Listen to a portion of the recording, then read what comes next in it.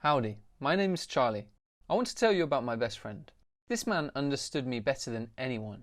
He was always there and he never betrayed me. I was glad I had such a person like that in my life. It may seem strange to you, but I'm not talking about a boy that lives in my neighbourhood or someone I may have grown up with. My best friend is my own father. Since I was born, my father has never left me for long. He was the best dad ever. My mother loved me, but he loved me more. My mother told me that my father always tried to run home faster to carry me in his arms. He bathed me every day, read bedtime stories, and when I grew up, he took me with him on weekends to ride bicycles and ski. We spent a lot of time together, and my mother was proud that I had such a caring father. And I really did understand this, and I think it's why I grew up as such a confident child.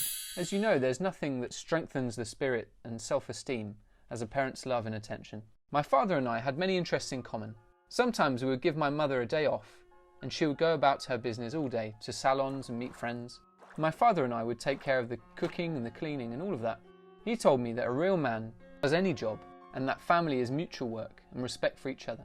I loved him even more for that.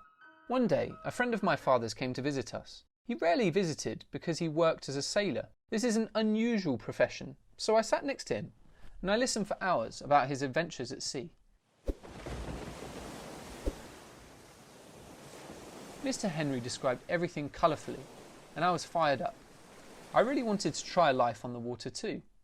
When he left, I started making paper boats and putting them on the water, but they all sank. That he would make a wooden one, so it would be light, strong, and keep afloat. He made it, and it was my favourite toy ever. I asked my father to teach me how to make boats, and then we spent a long time hanging out in the garage on weekends. I studied hard, and a lot. My father praised me, and he was proud. 6 months later, we learnt that competitions between young sailors were being held in the city. To do this, it was necessary to make a high-speed ship, to set the sails correctly, attach a mechanism so that you control it via a remote control. I was very happy, and I immediately informed my father. Dad then went online and started building our ship. It took about 2 months to work, and I was afraid that I wouldn't make it into the competition. But we did it. And even though my ship didn't look as nice or as big as some of the other guys, it was still really precious, because we made it together with my best friend, my dad. My mother was proud of us, and my father said that we had this ship, and it would always keep the memory of those days, our days. My dad also said that if I suddenly lose, it doesn't matter. There's something else that's really important. I said, teamwork, and he smiled. That's right, son, we're a team, he said. It seemed to me that it would be like this for the rest of my life, that we would have many more competitions and adventures ahead of us, that we would build more than one ship together, and maybe even build a real one. Maybe we'll sail on it together and conquer the seas. How wrong I was. After the day I lost the competition, I was upset, of course, but I remembered my dad's words about team and teamwork, so I planned to participate again next year. However, I did not participate. It all happened as quickly as a flash. I woke up and realised that my dad was not at home. My mother sat at the kitchen drinking coffee and saying nothing. I asked questions about what happened. She only said that everything was fine. She said my father was away on business. I went to school and came back and waited for him. But it wasn't the third day, or a week, or even a month. He didn't come. I was beginning to worry. I asked my mum, but her answers were not very specific. Something was bothering me inside, deep inside. I knew something was wrong. I knew something had happened. Something terrible. But I couldn't figure out what. I came to the garage myself and tried to make some boats, but nothing worked out. I now had no team and no best friend. All the days became grey and boring. My mother came home from work tired, asked a few questions on how my day was at school, what was new. I answered her with the same standard phrases like everything is fine, nothing new. However, every night when I went to bed, I was attacked by the memories of my father. Can it be harmful to spend so much time with one person? Because then it's hard to part with the memories. Every object, room, or even the reflection in the mirror reminded me of those memories. Over time, I stopped asking questions, and I realised he wasn't coming back. 3 years passed. The ship racing competition was coming. I decided to go there, only as a spectator because I didn't have a ship. I went there without telling my mother. When it all started, I saw new models of ships, new guys. All the boys were with their dads, and I only stood alone among the crowd and looked at the people and watched the races. One ship reminded me of mine, and the memories came flooding back. The tears choked me, but I really tried to hold them back. This boat won. The winner was announced and I heard a familiar voice. Yes, we did it. We are a team. I could see a familiar silhouette among the crowd, and I ran closer, my heart pounding. It was him. He was standing behind a boy who was holding him around the neck and screaming in joy. It was their ship, similar to ours. I didn't know what I was doing. I just moved closer, and when they took the cup, my father froze. The boy ran to show it off to his mother, and we stood facing each other. I looked at him. I could not say a word. He was too silent. And then suddenly, "Son?" At that moment, my emotions burst out. "Son, you left us. You call me son. What team did you tell me about? Your new son. Is this temporary? Will you leave him like you left me? Tell me. You taught me values. Where is it all? Where?" Tears streamed down from his eyes. He stood there in silence. Then a woman came up to the boy, and she looked at me, and then at him. I could see the shame in my father's eyes, and I was seething with anger. I left, came home, and the first thing I did was ran into the garage. I started smashing everything, breaking everything. I broke our old ship. I broke all the pieces we had built together. I destroyed everything that reminded me of him. My mother came in at the sound. She was terrified. Tried to calm me down, but I yelled at her too. "Why didn't you tell me? Why didn't you say anything? At least you know I have waited for him every day, looked out on the doorstep, checked my mail. I couldn't find a place for myself, and he was building another family at the same time." My mother tried to calm me down in tears, but nothing helped. And then she screamed that she was afraid. She didn't know how to say it. My mother said that my father drastically changed, became cold. She realized that he had someone. And then one day he packed up and left. Her, knowing how close we were, didn't dare tell me what had actually happened. "I didn't want you to think he's a traitor. He betrayed me, but..." And before she could finish, I interrupted her. "He never came to see me or wish me happy birthday. He just pretended I was gone," I shouted. And then I began to cry. All in all, it was hard.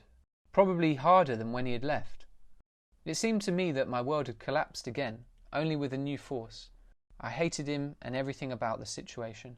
When I calmed down, I cleaned the garage, threw out the garbage, did our work. Mother and I repainted it, and decided we would never talk about him again. It's better for me. My mother and I have started a new life. Many years have passed since then. I have already married myself. I have a son, and I'm devoted to him. I know I'll never leave him. You can separate from your spouse, but never your children. Do you think I was right? And what would you do in my place? Tell me, did you guys like my story? Write your opinion about it in the comments below. Hi everyone, my name is Maggie. I'm in high school. I turned 16 years old, and not so long ago, I had a boyfriend. We've been together for 6 months, and his name is Eric.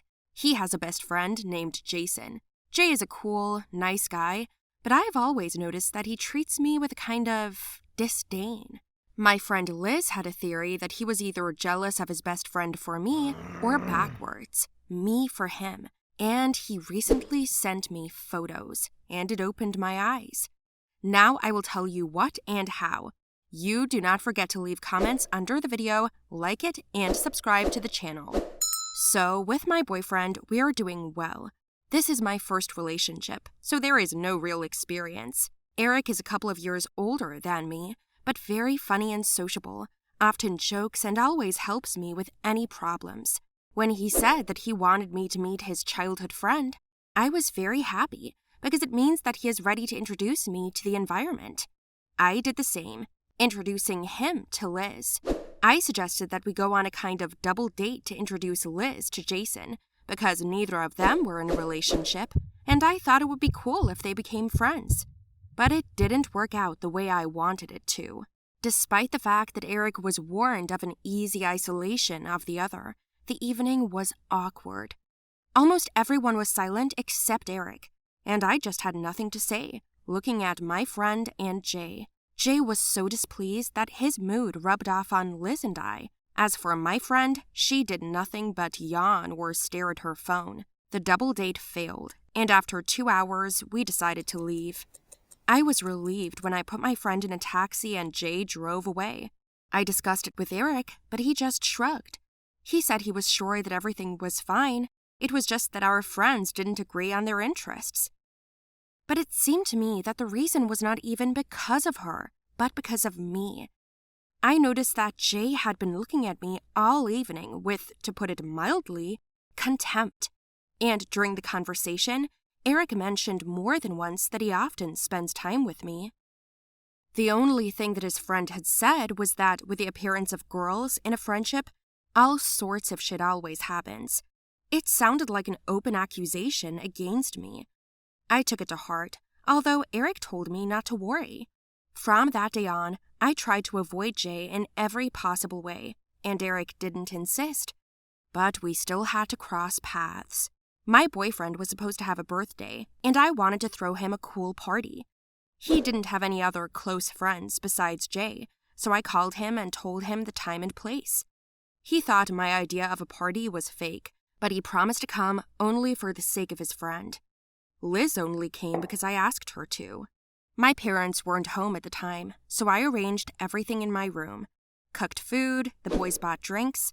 I made a selection of movies in case we wanted to watch something and discuss it. Isn't a movie the best topic of conversation? Everything had to be done in a cozy atmosphere. And when the guests came, I greeted everyone with a big smile. Jay gave me his trademark sideways look. Eric kissed me and hugged me, and Liz, as always, kissed me on the cheek and asked where the food was.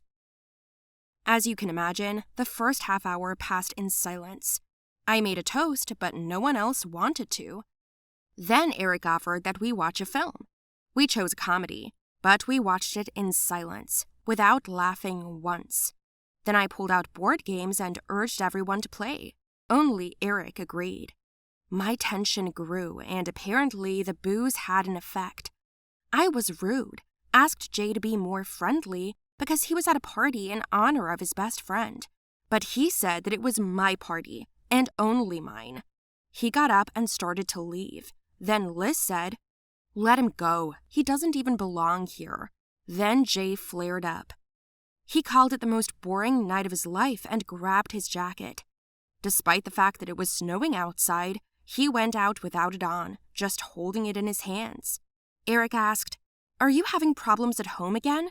But the man was just rude, saying that he was not going to talk about personal matters in front of strangers, and left. Liz freaked out, packed up, and left. And for the rest of that evening, Eric calmed me down. I didn't understand why Jay treated me like that. My boyfriend kept saying it was about him, like that's the way he was. He said that Jay was actually a great friend and person, but just like everyone else, with some issues.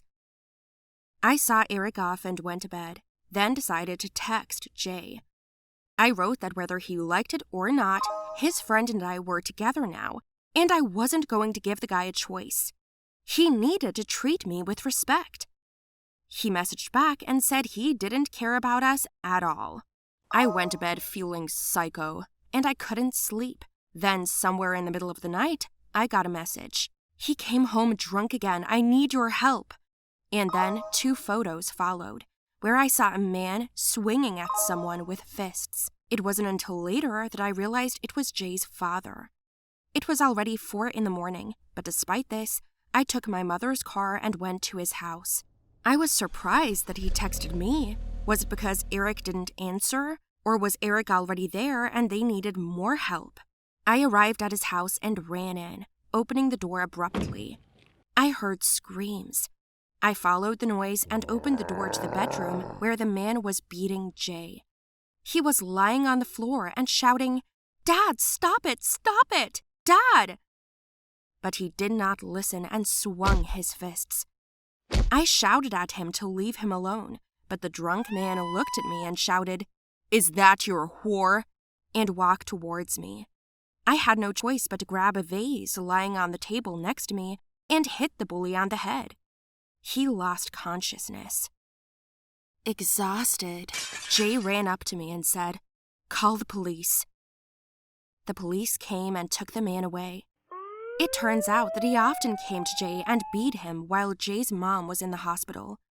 She and him have been divorced for a long time, and he doesn't leave him alone.